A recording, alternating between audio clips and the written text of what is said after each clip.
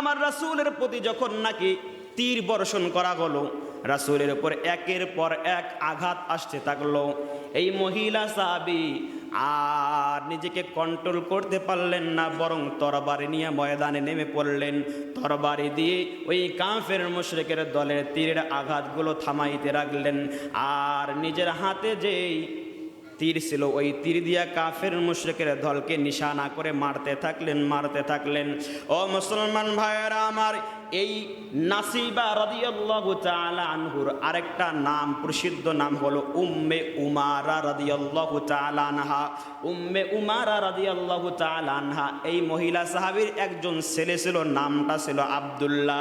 এই আব্দুল্লাহ মায়ের সাথে আল্লাহ রাসূল সাল্লাল্লাহু আলাইহি ওয়াসাল্লামকে ওই কাফের মুশরিকের দলের আক্রমণ থেকে বাঁচানোর জন্য চেষ্টা করতেছে।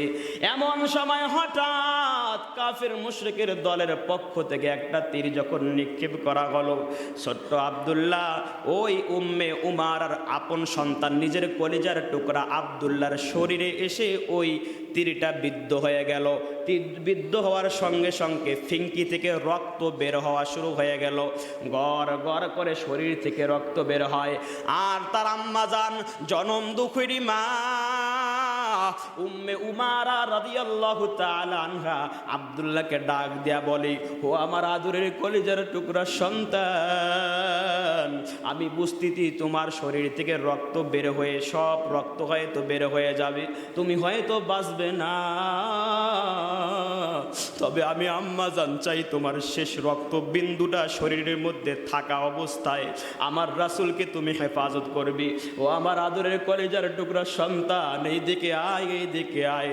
যেই জায়গার মধ্যে তীর বিদ্ধ হয়েছে আর রক্ত বের হয়, ওই জায়গাটা কাপড় দিয়া, ন্যাকড়া দিয়া সুন্দর করে নিজের মা, জনম দুঃখিনী মা বাঁধিয়া দিয়া বলে, ও সন্তান আবার যাও, আমার রাসূলের শরীরের মধ্যে যেন কাফের মুশরিকের দলের তীরের আঘাত না লাগে। আব্দুল্লাহ রাদিয়াল্লাহু তাআলা আনহু জনম দুঃখিনী মা তাকে পাঠিয়ে দিলেন আমার রাসূলকে হেফাজতের জন্য। চতুর্দিকে ঘেরাও করে ফেললেন। যেই দিক থেকে তীর আসে আব্দুল্লাহ রাদিয়াল্লাহু তাআলা আনহু ওই তীর নিজের শরীরের মধ্যে বুক পেতে নেয়, আমার রাসূলের শরীরে লাগাইতে দেয় না। কি পরিমাণ রাসূলের ইশক, কি পরিমাণ রাসূলের প্রেম। আল্লাহ রাসূলের আরেকজন মহিলা সাহাবী, ওই মহিলা সাহাবী যখন নাকি উহুদের জমিনে এই কথা মানুষের মধ্যে প্রচার হয়ে গেল যে আল্লাহর নবী উহুদের জমিনে আর বাঁচিয়া নাই, বরং ইন্তেকাল করেছেন কাফের মুশরিকের দলের তরবারির আঘাতে, আমার রাসূল দুনিয়ার জমিনে আর নাই, চিরতরে বিদায় নিয়েছেন। এই খবর যখন আল্লাহ রাসূলের মহিলা সাহাবীর কানে গেল, মহিলা সাহাবী আর বাড়িতে বসে থাকতে পারলেন না, বরং দৌড়ায় উহুদের সেই পাহাড়ের দিকে দৌড়ায় আর বলে, আমার নবী কই, আমার নবী কই। উহুদের পাহাড়ের কাছাকাছি যখন গেছেন, একজন পথচারীকে বলে, ও পথচারী, আমার নবী কেমন আছে বল। ওই পথচারী বলে, তোমার নবী তো পরের কথা, তোমার স্বামী তো বাঁচিয়া নাই, তোমার স্বামী তো ইন্তেকাল, নবীর ব্যাপারে তেমন কিছু বলতে পারছি না, নবী জীবিত আছে নাকি মৃত, নবীর ব্যাপারে তেমন কোনো কিছু আমার জানা নাই, তবে তোমার স্বামী মারা গেছে এতটুকু আমি জানি। আল্লাহ রাসূলের মহিলা সাহাবী এখনো নিজেকে কন্ট্রোল করতে পারে না, স্বামী মারা গেছে কোনো টেনশন নাই, বলে আমার রাসূল কেমন আছে বল। আবার সামনে দৌড়ায়, আরেকজনের সাথে দেখা হয়েছে, বলে বল আমার রাসূল কেমন আছে। ওই ব্যক্তি বলে, রাসূল কেমন আছে জানা নাই, তবে তোমার আপন ভাইটা ওই কাফেরদের তীরের আঘাতে, কাফেরদের তরবারির আঘাতে চিরতরে দুনিয়া থেকে বিদায় হয়ে গেছে। মহিলা সাহাবী বলে, বল আমার রাসূল কেমন আছে। বলে, রাসূল কেমন আছে আমার জানা নাই। মহিলা সাহাবী আবার দৌড়ায়, কিছু দূর যাওয়ার পর শুনতে পেল তার যে বাবা যান, একমাত্র বাবা, তার বাবাটাও ওই উহুদের জমিনে শহীদ হয়ে গেছে। মহিলা সাহাবীর বাবা হারাইলো, স্বামী হারাইলো, আপন ভাইটাকেও হারাইলো। আপন ভাই, বাবা, স্বামী হারানোর পরও আবারও দৌড়ায়, তার এগুলোর বিষয়ে কোনো টেনশন নাই, চিন্তা নাই, দুঃখ নাই, সামনে দৌড়ায় আর বলে, আমার রাসূল কেমন আছে বল। কিছু দূর যাওয়ার পর যখন দেখে আমার রসুল তরবারির আঘাতে আঘাতে আঘাতে পুরো শরীরটা জর্জরিত হয়ে গেছে, শরীর দিয়ে রক্ত পড়ছে, কিন্তু আমার রসুল এখনো জীবিত আছে, সুস্থ আছে। এখন আমার রসুল জীবিত, আল্লাহর জমিনে এখনো অবশিষ্ট আছে। আল্লাহর এই নবীর মহিলা সাহাবী যখন নাকি আমার রসুলকে জীবিত অবস্থায় দেখলেন, ও মুসলমান ভাইরা আমার, তার জবাবটা কি ছিল সেটা দেখার পরে বলে, কুল্লু মুসিবাতিন বাদাকা জালাল, যে সব পিছনের যত মুসিবত আমার রাসূলকে দেখার পরে আর কোনো মুসিবতের ব্যাপারে আমার দিলের মধ্যে বিন্দু মাত্র কষ্ট নাই। স্বামী হারাইলো, ভাই হারাইলো, আব্বাজানকে হারাইলো, কোনো কষ্ট নাই, কারণ আমার রসুল জীবিত আছে। এজন্য মুসলমান ভাইয়েরা আমার, সন্তানকে যদি মাইনাস করতে হয় করতে হবে রাসূলের জন্য, স্ত্রীকে যদি মাইনাস করতে হয় স্ত্রীকেও মাইনাস করতে হবে রাসূলের জন্য। আপনার পরিবার পরিজন সহায় সম্পত্তি, নিজের এলাকা, সমাজ, রাষ্ট্র যেটাই হোক না কেন সব কিছু, এমনকি তামাম পৃথিবীর সব মানুষগুলোকেও যদি মাইনাস করতে হয় এরপরও মাইনাস করিয়া আমার রাসূলের ইশক প্রেমটা দিলের মধ্যে ঢুকাইতে হবে। ও মুসলমান ভাইয়েরা আমার, আমরা সাম্প্রতিক সময়ে লক্ষ্য করছি বাংলাদেশের জমিনে বসে ঢাকা বিশ্ববিদ্যালয়ের প্রফেসর হইয়া শিশির ভট্টাচার্য নামে একজন অমুসলিম, একজন হিন্দু সনাতন ধর্মাবলম্বী আমার রাসূলকে নিয়ে সাম্প্রতিক সময়ে গতকালকের নিউজ জনকণ্ঠের মধ্যে দেখলাম আমার রাসূলকে নিয়ে কটূক্তি করেছে। কত বড় স্পর্ধা! এই সমস্ত কুলাঙ্গার যারা বাংলাদেশ 90% মুসলমানের দেশে বসিয়া বাংলাদেশের অন্যতম বিদ্যাপীঠ বিশ্ববিদ্যালয় ঢাকা বিশ্ববিদ্যালয়ের মতো একটা জায়গায় শিক্ষকতার সেই প্ল্যাটফর্মে দাঁড়িয়ে আমার রাসূলকে নিয়ে কটূক্তি করে, এই সমস্ত কুলাঙ্গারের বিরুদ্ধে প্রতিবাদ করার দরকার আছে না নাই বলে? কত বড় সাহস আমার রাসূলকে নিয়ে! এই যে সাম্প্রতিক গতকালকের নিউজ দেখলাম, আমার রাসূলকে নিয়ে কটূক্তি করেছে। বাংলাদেশের জমিন ঢাকা বিশ্ববিদ্যালয়ের মতো একটা জায়গা, এরকম একটা শিক্ষা প্রতিষ্ঠানে আমার রাসূলকে নিয়ে কটূক্তি করলো। রাষ্ট্রীয়ভাবে এখন পর্যন্ত আইনানুগ কোনো ব্যবস্থা গ্রহণ করা হয় নাই। আমি বলতে চাই, রাষ্ট্রীয় যারা দায়িত্বশীল রয়েছেন, আমরা সকলেই জানি আমাদের রাষ্ট্রের ধর্মের নাম কি? ইসলাম। সংবিধানে ইসলাম ধর্ম হলো রাষ্ট্রীয় ধর্ম। 90% মুসলমানের দেশে ইসলাম ধর্ম যদি সংবিধানের ধর্ম হয়, এদেশের 90% মুসলমানের ধর্ম হয়। রাষ্ট্রীয়ভাবে ইসলাম ধর্মকে যেহেতু স্বীকৃতি দেওয়া হয়েছে, ইসলাম ধর্মের মহান বার্তা বাহক যিনি মুহাম্মাদুর রাসূলুল্লাহ, বিশ্ব মানবতার মুক্তির দূত, মহামানবকে নিয়ে যে কটূক্তি করেছে, এটা শুধু ইসলামের শরঈ বিধানের বিরুদ্ধে কথা বলেছে এমন নয়, ইসলামের বিরুদ্ধে শুধু কথা বলেছে এমন নয়, শুধু রাসূলের বিরুদ্ধে কথা বলে 90% মুসলমানের দেশে 90% মুসলমানের দিলের মধ্যে আঘাত এনেছে শুধু এমন নয়, বরং আমি মনে করি রাষ্ট্রের একটা সংবিধানের বিপরীতে কথা বলে সে রাষ্ট্রদ্রোহিতার শামিল হয়েছে আমি মনে করি। সুতরাং রাষ্ট্রদ্রোহিতার শামিল হওয়ার কারণে তার বিরুদ্ধে রাষ্ট্রদ্রোহী মামলা করে দ্রুত তাকে আইনের আওতায় আনা হোক, এটা 90% মুসলমানের দাবি এবং চাওয়া। মুসলমান ভাইয়েরা আমার, এদেশের মাটিতে আমার রাসূলকে নিয়ে বিদ্রূপ করা হবে, রাসূলকে নিয়ে কটূক্তি করা হবে। আরে দল তো পরের কথা, আমার জীবন তো পরের কথা, আমার ছেলে সন্তান তো পরের কথা। যদি রাসূলের মহাব্বতে, রাসূলের সম্মান রক্ষার্থে, রাসূলের ইজ্জত রক্ষার্থে যদি দলকে ছাড়তে হয়, দলের নেতাকে ছাড়তে হয়, নিজের সন্তানকে ছাড়তে হয়, স্ত্রীকে ছাড়তে হয়, পরিবারকে ছাড়তে হয়, ভাই বোন যত আত্মীয় স্বজন বন্ধু বান্ধব সব কিছু যদি আমার রাসূলের ইজ্জতের জন্য ছাড়তে হয়, সব কিছু ছাড়তে মুসলমান রাজি, কিন্তু রাসূলের ইজ্জত রক্ষা করবার জন্য এই জীবন দিয়ে হলেও রাসূলের ইজ্জত রক্ষা করবে ইনশাআল্লাহ। মুসলমানদের ঈমান মজবুত রয়েছে ইনশাআল্লাহ, আশা করা যায়। এই কারণে মজবুত, কারণ মুসলমান হয়তো নামাজ নাও পড়তে পারে, 5 ওয়াক্ত নামাজ অনেক মুসলমান আছে দেখবেন পড়ে না, কিন্তু অনেক মুসলমান 5 ওয়াক্ত নামাজ না পড়ার পরেও যখন রাসূলের বিরুদ্ধে কথা বলে, রক্তটা আর ঠান্ডা থাকে না, টক বক করে গরম হয়ে যায় কি যায় না? ডাক্তার সাহেব মেডিসিন দেয় রোগীদেরকে, মেডিসিনটা যখন রোগী সঠিকভাবে প্রয়োগ করে নিজের ওপর তখন কাজে লাগে। যেই রুগী ডাক্তার সাহেবের কাছে গিয়ে নিজের অবস্থাটা সঠিকভাবে বলতে পারে এবং তার অবস্থা অনুযায়ী যখন মেডিসিনটা প্রয়োগ হয় শতভাগভাবে, তখন তার রোগ থেকে সে মুক্তি পেয়ে থাকে। তো নবী করিম সাল্লাল্লাহু আলাইহি ওয়াসাল্লাম পৃথিবী জমিনে আসবার আগে মক্কার আরবের মধ্যে শুধু নয়, বরং তামাম পৃথিবীর মধ্যে মানুষের মধ্যে বিশাল একটা রোগ দেখা দিয়েছিল। সেই রোগটা সাধারণ শারীরিক কোনো রোগ নয়, বরং আন্তরিক রোগ, দিলের রোগ। এই দিল যদি কারো কখনো মরে যায়, দিলের মধ্যে যখন কারো রোগ ধরে যায়, শারীরিক রোগ যতটুকু না ক্ষতি করে, এই দিলের রোগটা এর চেয়ে মানুষের বেশি ক্ষতি করে। কারণ কি? শারীরিক রোগ তো সর্বোচ্চ যেটা হতে পারে, আপনার মৃত্যু হতে পারে। মৃত্যু হয়ে যাবে শারীরিক রোগের কারণে, মানুষের কোনো আযাবের ঘোষণা নেই, শাস্তির কোনো ঘোষণা নেই, হুমকি ধামকি মামলার কোনো ঘোষণা নেই আল্লাহর পক্ষ থেকে।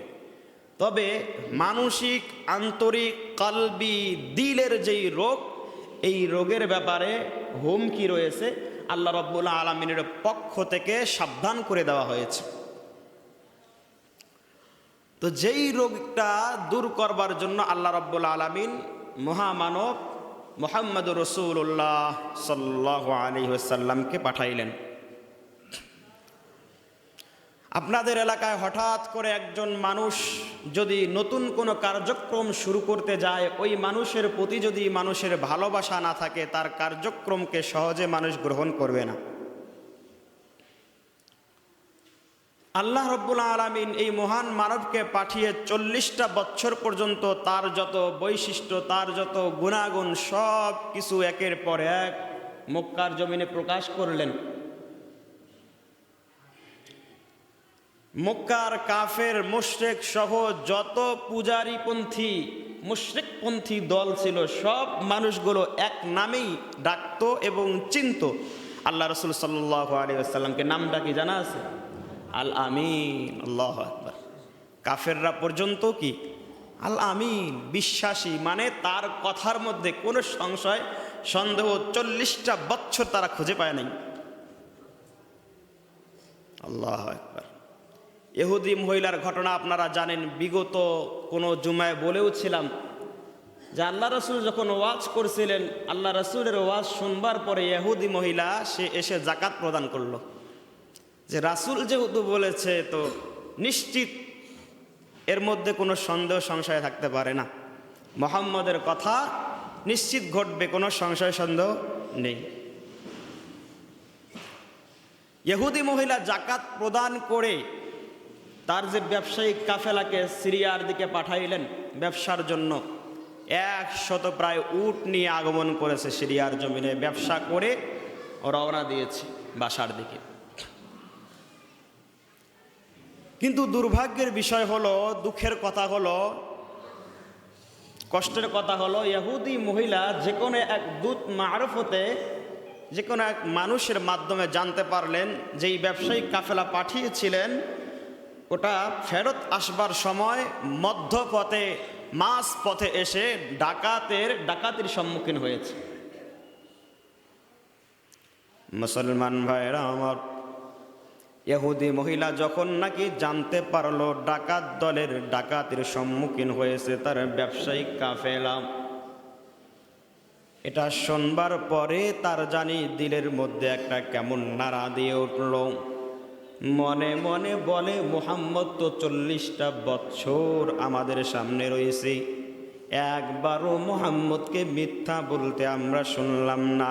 কাফের মুশরিক সহ যত দল, যত গোষ্ঠী, যত সম্প্রদায় এই মক্কার জমিনে আছি, এমনকি মক্কার আশপাশে যত ছোট ছোট সম্প্রদায় আছে, সবাই মুহাম্মদকে এক নামে চেনে, আল আমিন। কিন্তু মুহাম্মদ যে বলল জাকাত দিলে মাল বাড়ে, মালের হেফাজত স্বয়ং আল্লাহ রব্বুল আলামিন করেন।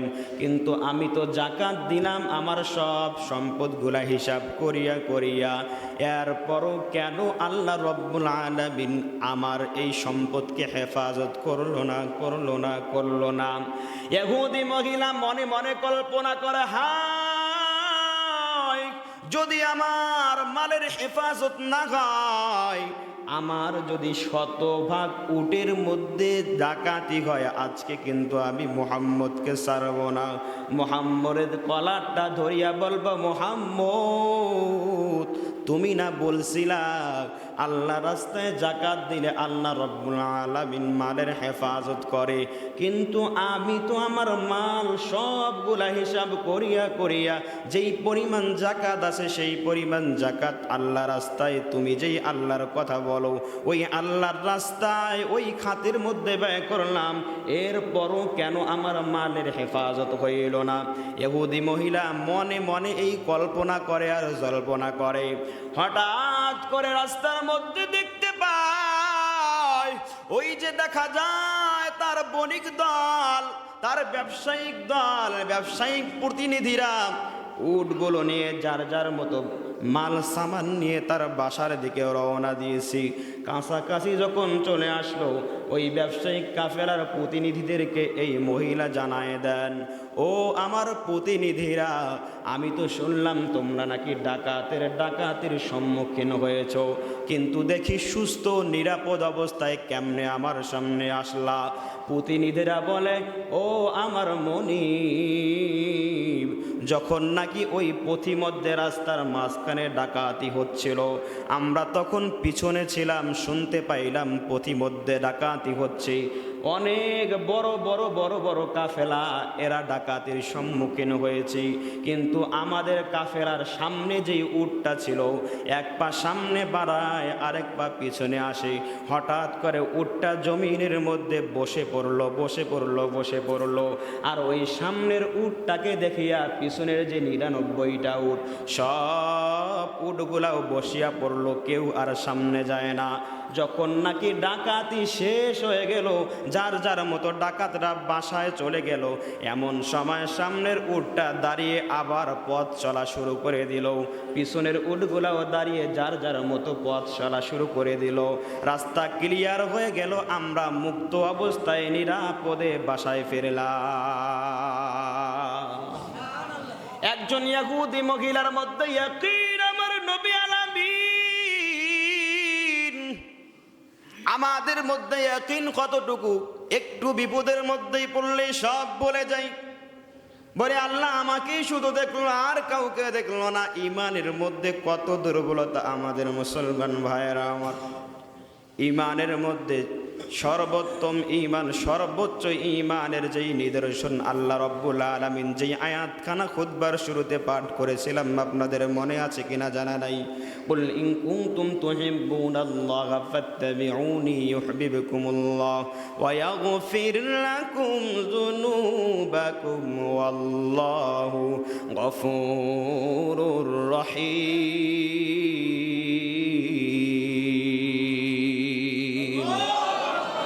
আল্লাহ রাব্বুল আলামিন তার হাবিবকে জানায় দেন, ও নবী, ও আমার প্যারা হাবিব, আপনার উম্মতকে জানায় দেন, স্পষ্ট রূপে জানায় দেন, কুল ইন কুনতুম তুহিব্বুনাল্লাহ, আপনার উম্মত যদি আমি রব্বুল আলামিনকে ভালোবাসি, আমি রব্বুল আলামিনকে যদি মহব্বত করে, তাদের উচিত হইল আপনি রসুলের আনুগত্য অনুসরণ অনুকরণ করা।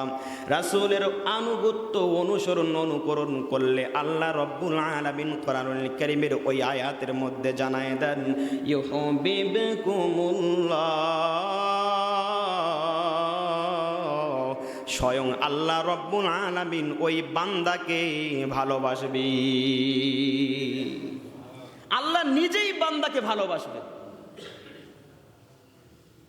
বান্দাকে আল্লাহ নিজেই ভালোবাসবেন যখন নাকি বান্দা তার নবীর বিধানগুলো, নবীর সুন্নতগুলোকে আঁকড়ে ধরবে, অনুসরণ অনুকরণ করবে। চিন্তা করা যায়, আল্লাহ ভালোবাসবেন আপনাকে। আল্লাহ মহাব্বত করবেন আপনাকে। আল্লাহ যাকে মহাব্বত করেন, যাকে ভালোবাসেন, তার কোনো চিন্তা, টেনশন, ভয়, আশঙ্কা থাকে না। শুধু তাই নয়, আল্লাহ রাব্বুল আলামিন আরো একটা পুরস্কারের ঘোষণা দিলেন, ওয়াগফির লাকুম যুনুবাকুম। ও বান্দা, গুনাহ করতে করতে করতে করতে করতে করতে দিলটা জং ধরে গেছে, দিলটা মরে গেছে, আমি রব্বুল আলামিনের দয়া মায়া দিল থেকে উঠে গেছে, কিন্তু যখন নাকি নবীর সুন্নতকে আঁকড়ে ধরবা, আমি রব্বুল আলামিন তোমাকে শুধু ভালোবাসবো না, বরং তোমাকে ভালোবাসার পাশাপাশি তোমার জীবনের যত পাপ রাশি আছে, তোমার জীবনের যত অপরাধ আছে, সব অপরাধ ক্ষমা করে গুনাহ মুক্ত বান্দা হিসাবে তোমাকে কবুল করে নিব। আল্লাহু গফুরুর রহিম।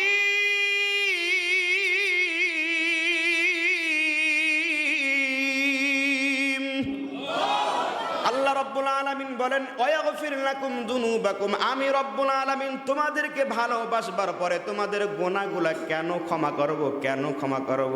কারণটা হইল আল্লাহু গফুরুর রহিম। আমি রব্বুল আলামিন গফফার। আমি রব্বুল আলামিন বান্দাকে ক্ষমা করতে ভালোবাসি। আমি বান্দাকে দুনিয়ার জমিনে পাঠাইলাম দুইটা গুণ দিয়া পাঠাইছি, ভালো কাজ করবার ক্ষমতা দিয়াও পাঠাইছি, খারাপ কাজ করবার ক্ষমতা দিয়াও পাঠাইছি।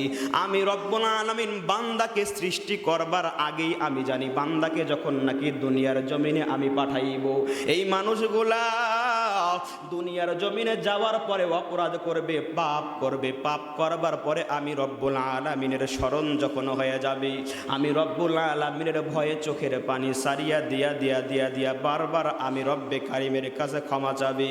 যখন নাকি একজন বান্দা আমি রব্বের কারিমের কাছে ক্ষমা চায়, আর এই দৃশ্য যখন আমি রব্বুল আলামিন নিজের চোখে দেখি, ও বান্দা, পৃথিবীর জমিনে সবচেয়ে যেই মানুষটা বড় সুসংবাদ পেয়ে খুশি হয়, ওই মানুষের চেয়ে হাজার হাজার গুণ আমি তখন ওই বান্দার প্রতি খুশি হয়ে যায়।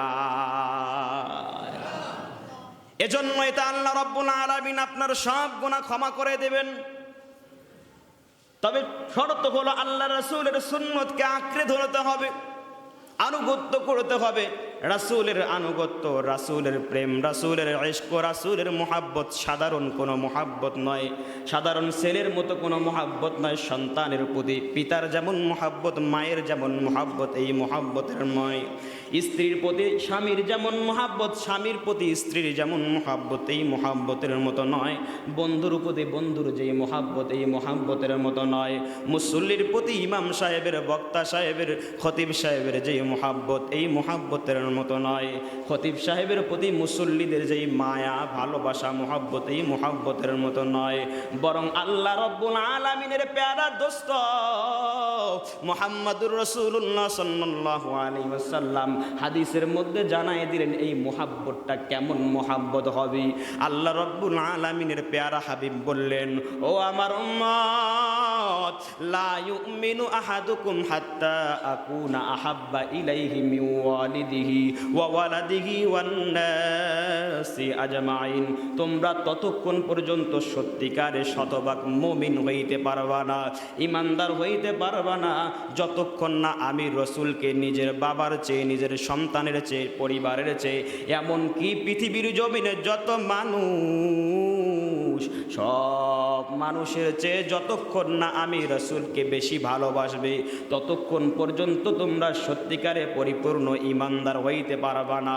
বোঝা গেল রাসূলের প্রেম, রাসূলের ভালোবাসা তাম পৃথিবীর সব মানুষের চেয়ে, এমন কি নিজের জীবনের চেয়েও রাসূলের প্রেম যদি এই দিলের মধ্যে না থাকে, আল্লাহ রাসূল সাল্লাল্লাহু আলাইহি ওয়াসাল্লাম জানায় দেন, যত আল্লাহকে তুমি মেনে নাও, নবীকে যতই মেনে নাও না কেন, জান্নাত জাহান্নাম বিশ্বাস করো না কেন, এগুলো বিশ্বাস করে কোনো লাভ নাই যদি রাসূলের ইশকটা, রাসূলের প্রেমটা জানের চেয়েও বেশি না থাকি।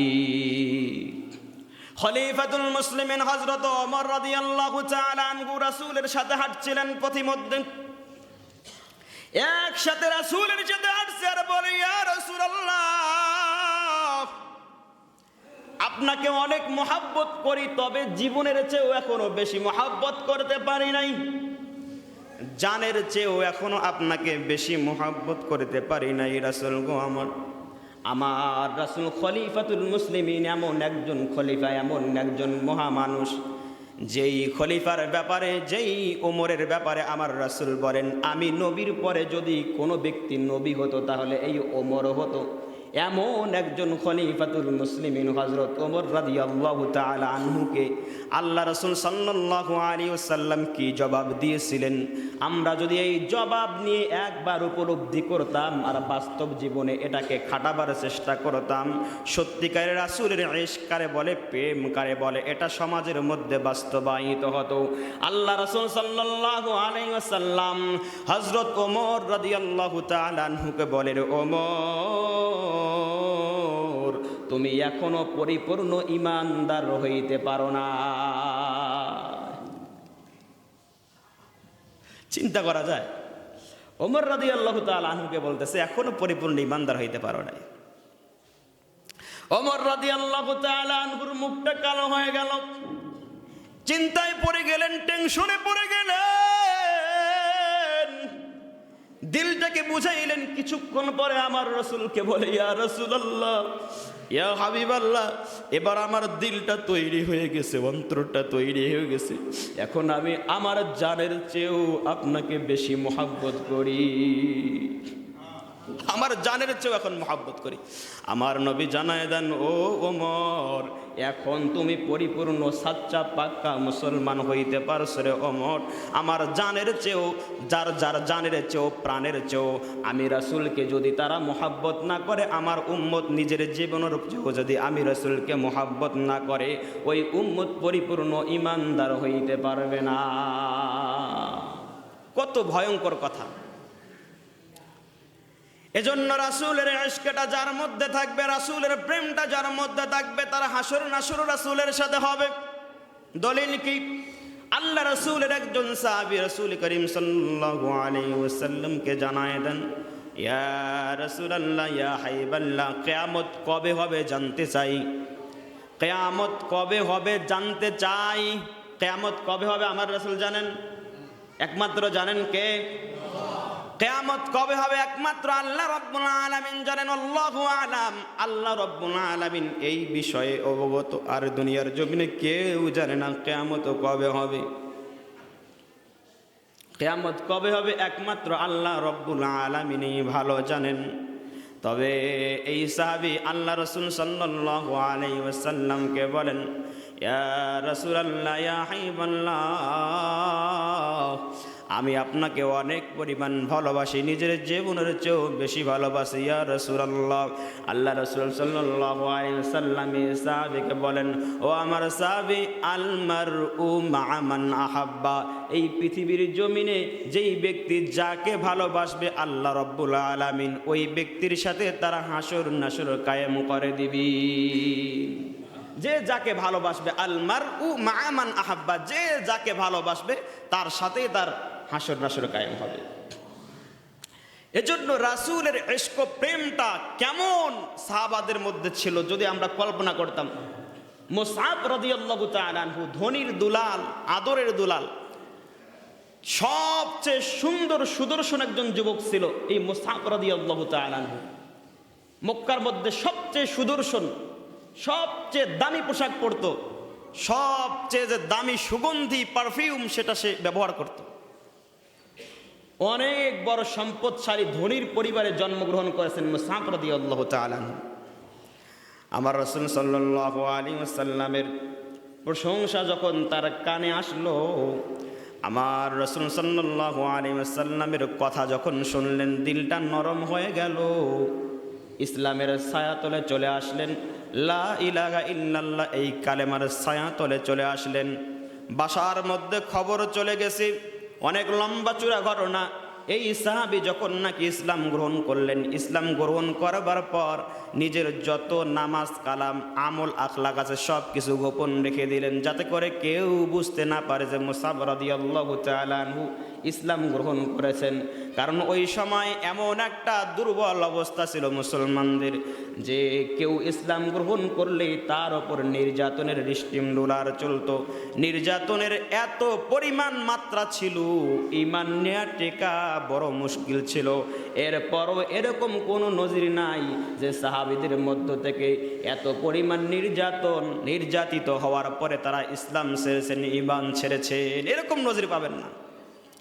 তো মুসাব রাদিয়াল্লাহু তাআলা আনহু গোপনে আড়ারে আল্লাহ রাব্বুল আলামিনের ইবাদত করেন। কিন্তু তার বন্ধু হঠাৎ করে একদিন দেখতে পেলেন যে মুসাব আড়ালে গোপনে আল্লাহ রাব্বুল আলামিনের ইবাদত করেন। বন্ধু গিয়া মুসাবের আম্মা জানকে জানায় দেন, ও আম্মা জান, আপনার ছেলে তো গোপনে মুহাম্মদের ধর্ম পালন করে, ইসলাম ধর্ম পালন করে, মুহাম্মদের বড়ই আশিক। আপনার সন্তান তো একেবারে মুহাম্মদের পাগল হয়ে গেছে, ভক্ত হয়ে গেছে। আপনার সন্তানকে যদি এখন না থামাইতে পারেন, আপনার সন্তানকে কিন্তু আর আপনি ফেরত আনতে পারবেন না। মুসাবের আম্মা জান বলে, ও বন্ধু, মুসাবের বন্ধু, মুসাবকে যেভাবেই পারো বাসার মধ্যে ধরিয়া নিয়ে আসো। মুসাবকে বাসার মধ্যে নিয়ে আসালো। এত বড় ধনির দুলালকে একটা ঘরের মধ্যে বন্দি করা হলো, ঠিক মতো খাবার পানি দেওয়া হয় না। মুসাবকে বারবার তার আম্মা জান বলে, ও আমার আদরের কলিজার টুকরা সন্তান, তোমার কত কষ্ট করিয়া আমি বড় করছি। ও সন্তান, তোমাকে যখন এই গর্ভে ধারণ করছি, কি পরিমাণ তুমি আমাকে কষ্ট দিয়েছো, সব কষ্ট যন্ত্রণা আমি সহ্য করেছি। দুনিয়ার জমিনে যখন এসেছো, আমি মা শত ব্যস্ততা থাকা সত্ত্বেও যখন তুমি একবার কান্না করেছো, তোমাকে কোলে নিয়া আমি তোমাকে থামাবার চেষ্টা করেছি। রাত্রিবেলা কত রাত এরকম গেছে, একবার বিছানার মধ্যে প্রসাব করে দিছো, বিছানা চেঞ্জ করেছি, আবার প্রসাব করেছো, আবার চেঞ্জ করেছি, আবার প্রসাব করেছো, আবার চেঞ্জ করেছি। একবার, দুইবার, তিনবার, চতুর্থবার যখন আলাদা কোনো বিছানা ছিল না, আমি মা তোমাকে এই বুকের মধ্যে শোয়া ঘুম পাড়াইছি। আমি মা ঘুমাই নাই, কখনো বিরক্ত হই নাই, এত কষ্ট করিয়া তোরে বড় করেছি। ও মুসাব, আমার আদরের কলিজার টুকরা সন্তান, আজকে কার ধর্মে গেছো? ওই মুহাম্মদের আজকে নাকি তুমি আশিক হয়ে গেছো, মুহাম্মদের মুহাব্বত নাকি দিলের মধ্যে আনছো। মুহাম্মদের মধ্যে এমন কি গুণ, যেই গুণের জন্য মুহাম্মদের ধর্ম ছাড়তে পারো না। ও মুসাব, এত পরিমাণ তোরে কষ্ট করিয়া বড় করলাম, আমার মায়ের চেহারার দিকে তাকায়া কি তোরে একটু মায়া হয় না? মুহাম্মদের ধর্ম সার, মুহাম্মদের ধর্ম সার। মুসাব বলে, মা গো, আমার জীবন থাকতে আমি মুহাম্মদের ধর্ম ছাড়তে পারবো না। সব কিছু বিসর্জন দিতে রাজি আছি, এই ধর্মকে বিসর্জন দিতে রাজি নাই, এই কালেমাকে বিসর্জন দিতে রাজি নাই। মুহাম্মদকে যেমনই হোক, মুহাম্মদকে এই দুনিয়া থেকে চিরবিদায় করে দেওয়া হবে। এই দিকে কাফের মুশরিকেরা দল বিশাল বড় ফন্দি আটলো, বিশাল বড় ষড়যন্ত্রে লিপ্ত হয়ে গেল। অনেক লম্বা চোরা কাহিনী, ওই দিকে যাব না, সংক্ষিপ্ত আকারে বলে দেই। মুসাব রাদিয়াল্লাহু তাআলা আনহু ঘর থেকে যে কোনো উপায়ে বের হয়ে আল্লাহ রাসূল সাল্লাল্লাহু আলাইহি ওয়াসাল্লামের দরবারে আবারও হাজির হয়ে গেলেন। বললেন, ইয়া রাসূলুল্লাহ, ইয়া হাবিবাল্লাহ, আমার সাথে এই পরিমাণ নির্যাতন করা হয়েছে। আমার মা এইভাবে আমাকে আবেগের কথা বলিয়া ইসলাম ধর্ম ত্যাগ করানোর জন্য অনেক চাপ প্রয়োগ করেছি। আমার নবী জানায় দেন, ও মুসাব, নিজের জীবনের চেয়েও যদি আমি রসুলকে ভালো না বাসো, এই ইমানের কোনো মূল্য নাই, এই ইমানটা হলো মূল্যহীন। ও মুসাব, মা যদি ইসলামের বিরুদ্ধে কথা বলে, ইসলামের বিরুদ্ধে যদি কোনো আদেশ করে, ওই আদেশ সন্তানের জন্য মানা আবশ্যক না। বাবা যদি ইসলামের বিরুদ্ধে কোনো কোরআন হাদিসের বিরুদ্ধে যদি কোনো আদেশ করে, ওই বাবার আদেশ মান্য করাও আপনার জন্য আবশ্যক না, বরং ওই আদেশ মান্য করাটা আপনার জন্য হারাম। তবে ভাই আমার, বাবা মা যদি আপনার সাথে কোনো খারাপ আচরণ করে, এর বিপরীতে বাবা মার সাথে সাথে কখনো খারাপ আচরণ করা যাবে? যাবে? বাবা মা যদি অমুসলিম হয়, আপনার উপর যত বড় নির্যাতন আসুক না কেন, ওই বাবা মার যে সম্মান, ওই সম্মান ঠিকই রাখতে হবে। বাবা মার যে অধিকার, বাবা মা হিসাবে আছে, ওই অধিকার থেকে বাবা মাকে বঞ্চিত করা যাবে না।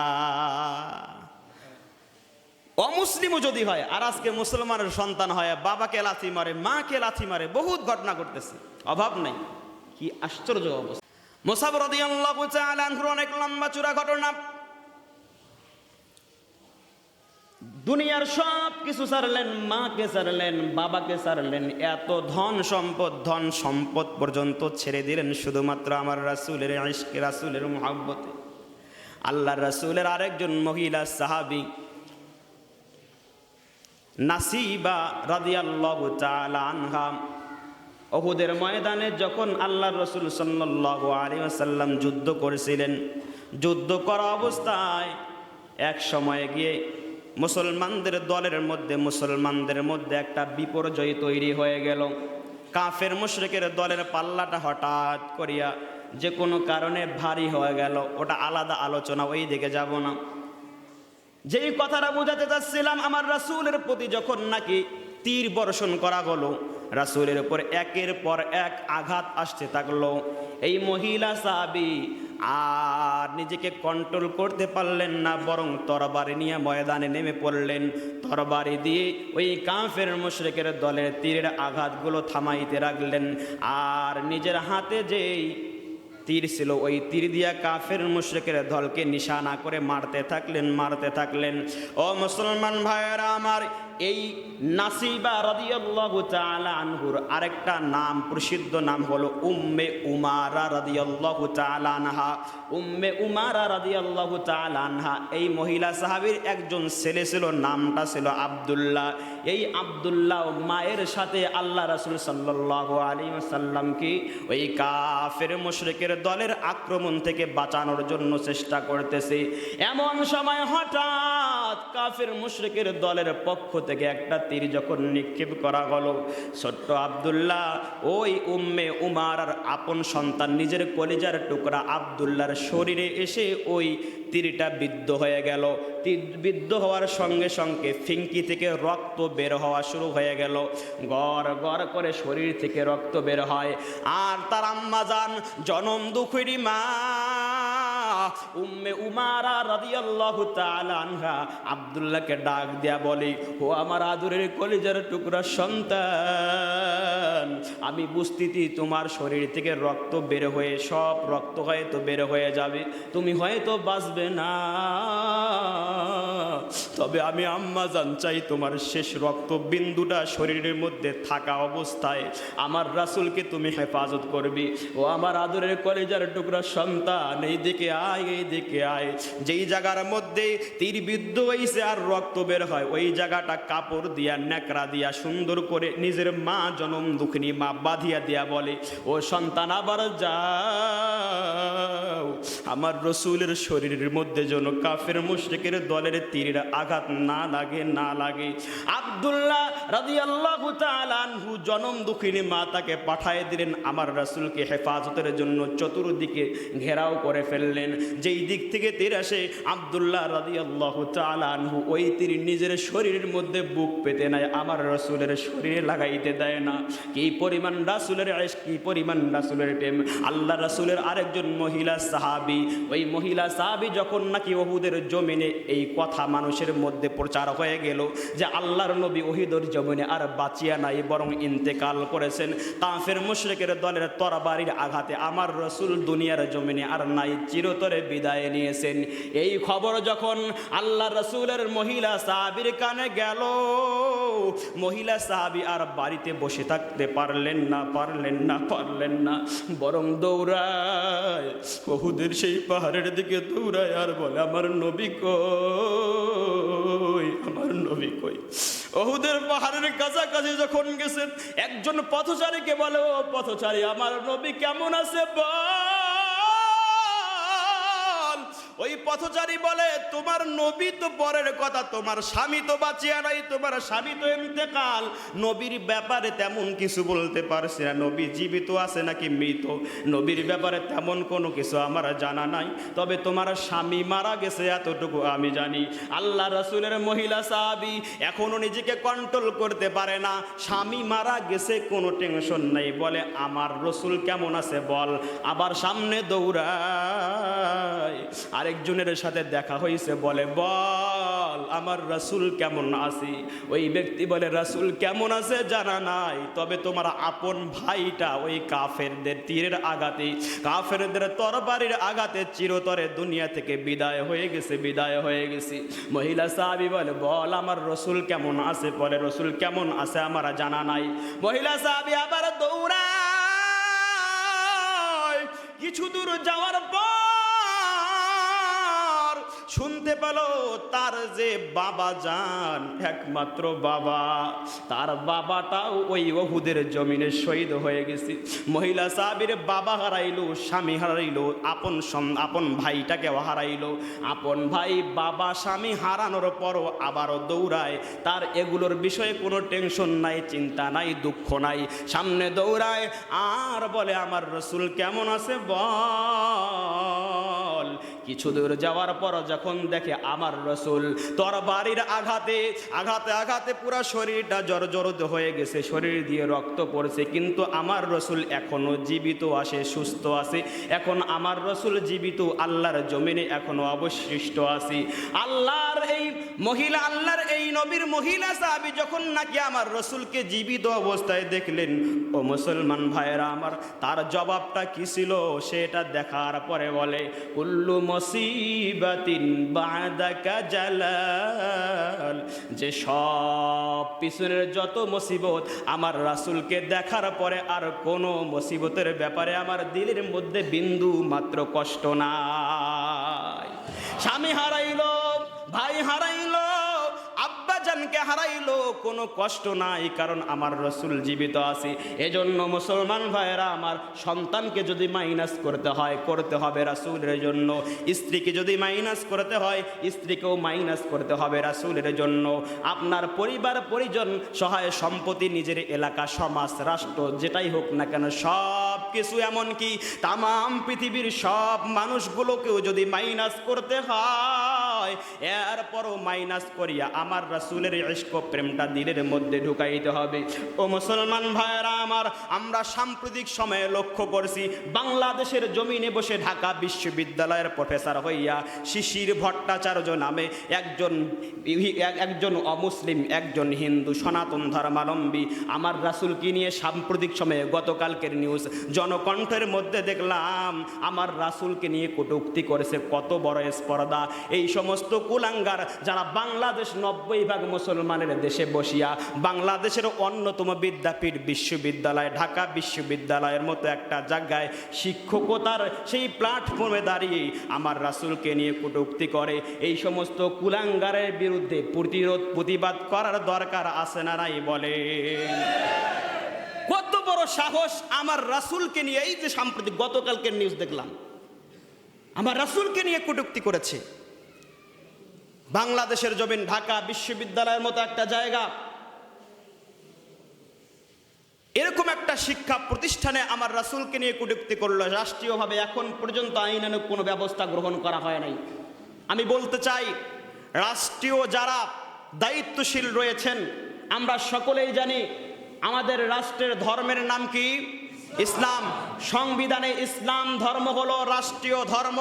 90% মুসলমানের দেশে ইসলাম ধর্ম যদি সংবিধানের ধর্ম হয়, এদেশের 90% মুসলমানের ধর্ম হয়। রাষ্ট্রীয়ভাবে ইসলাম ধর্মকে যেহেতু স্বীকৃতি দেওয়া হয়েছে, ইসলাম ধর্মের মহান বার্তা বাহক যিনি মুহাম্মাদুর রাসূলুল্লাহ, বিশ্ব মানবতার মুক্তির দূত, মহামানবকে নিয়ে যে কটূক্তি করেছে, এটা শুধু ইসলামের শরঈ বিধানের বিরুদ্ধে কথা বলেছে এমন নয়, ইসলামের বিরুদ্ধে শুধু কথা বলেছে এমন নয়, শুধু রাসূলের বিরুদ্ধে কথা বলে 90% মুসলমানের দেশে 90% মুসলমানের দিলের মধ্যে আঘাত এনেছে শুধু এমন নয়, বরং আমি মনে করি রাষ্ট্রের একটা সংবিধানের বিপরীতে কথা বলে সে রাষ্ট্রদ্রোহিতার শামিল হয়েছে, আমি মনে করি। সুতরাং রাষ্ট্রদ্রোহিতার সামিল হওয়ার কারণে তার বিরুদ্ধে রাষ্ট্রদ্রোহী মামলা করে দ্রুত তাকে আইনের আওতায় আনা হোক, এটা 90% মুসলমানের দাবি এবং চাওয়া। মুসলমান ভাইয়েরা আমার, এদেশের মাটিতে আমার রাসূলকে নিয়ে বিদ্রুপ করা হবে, রাসূলকে নিয়ে কটূক্তি করা হবে। আরে দল তো পরের কথা, আমার জীবন তো পরের কথা, আমার ছেলে সন্তান তো পরের কথা। যদি রাসূলের মহাব্বতে, রাসূলের সম্মান রক্ষার্থে, রাসূলের ইজ্জত রক্ষার্থে যদি দলকে ছাড়তে হয়, দলের নেতাকে ছাড়তে হয়, নিজের সন্তানকে ছাড়তে হয়, স্ত্রীকে ছাড়তে হয়, পরিবারকে ছাড়তে হয়, ভাই বোন যত আত্মীয় স্বজন বন্ধু বান্ধব সব কিছু যদি আমার রাসূলের ইজ্জতের জন্য ছাড়তে হয়, সব কিছু ছাড়তে মুসলমান রাজি। কিন্তু রাসূলের ইজ্জত রক্ষা করবার জন্য এই জীবন দিয়ে হলেও রাসূলের ইজ্জত রক্ষা করবে ইনশাআল্লাহ। মুসলমানদের ঈমান মজবুত রয়েছে ইনশাআল্লাহ, আশা করা যায়। এই কারণে মজবুত, কারণ মুসলমান হয়তো নামাজ নাও পড়তে পারে, 5 ওয়াক্ত নামাজ অনেক মুসলমান আছে দেখবেন পড়ে না, কিন্তু অনেক মুসলমান 5 ওয়াক্ত নামাজ না পড়ার পরেও যখন রাসূলের বিরুদ্ধে কথা বলে, রক্তটা আর ঠান্ডা থাকে না, টকবক করে গরম হয়ে যায় কি যায় না? মুসলমান ভাইরা আমার, রাসূলের বিরুদ্ধে যারা কথা বলেছে বিগত দিনে বলেছে এবং সামনের দিনগুলোতেও বলবে, আমরা সরকারের দৃষ্টি আকর্ষণ করব। রাষ্ট্রীয়ভাবে যেহেতু নতুন স্বাধীন বাংলাদেশ বলা হচ্ছে, নতুনভাবে আইন তৈরি করা হচ্ছে, সংবিধান রচনা করা হচ্ছে, আমরা সরকারের কাছে আকুল আবেদন জানাই, 90% মানুষের চাওয়া এবং দাবি হলো শুধুমাত্র এই কারণে একটা আইন করা হোক যে রাসূলকে নিয়ে যদি কেউ কটূক্তি করে, রাসূলের সম্মান ইজ্জতের বিরুদ্ধে যদি কেউ কথা বলে, তার সর্বোচ্চ শাস্তি মৃত্যুদণ্ড দিতে হবে। এই আইন কার্যকর করা হোক, এই আইন বাস্তবায়ন করা হোক, এই আইন প্রণয়ন করা হোক। কি বলেন আপনারা? আল্লাহ রাব্বুল আলামিন এই সমস্ত কুলাঙ্গার যারা আছে তাদেরকে সঠিক হেদায়েত দান করুক। আর যদি হেদায়েত না থাকে তাদের শাস্তির জন্য উত্তম ব্যবস্থা, উত্তম পরিকল্পনাকারী একমাত্র আল্লাহ রাব্বুল আলামিন। আল্লাহ রাব্বুল আলামিন আমাদের সকলকেই রাসূলের ইশক, রাসূলের প্রেম, রাসূলের মহব্বত, রাসূলের ইজ্জত সম্মান রক্ষার্থে নিজের জীবনকে যদি উৎসর্গ করে দিতেও হয়, সেই জীবনকে উৎসর্গ করে দেওয়ার জন্যও আমাদেরকে প্রস্তুতি নিয়ে থাকবার মতো তৌফিক, শক্তি, সামর্থ্য, সুযোগ করে দেখ। সকলে বলে আমিন।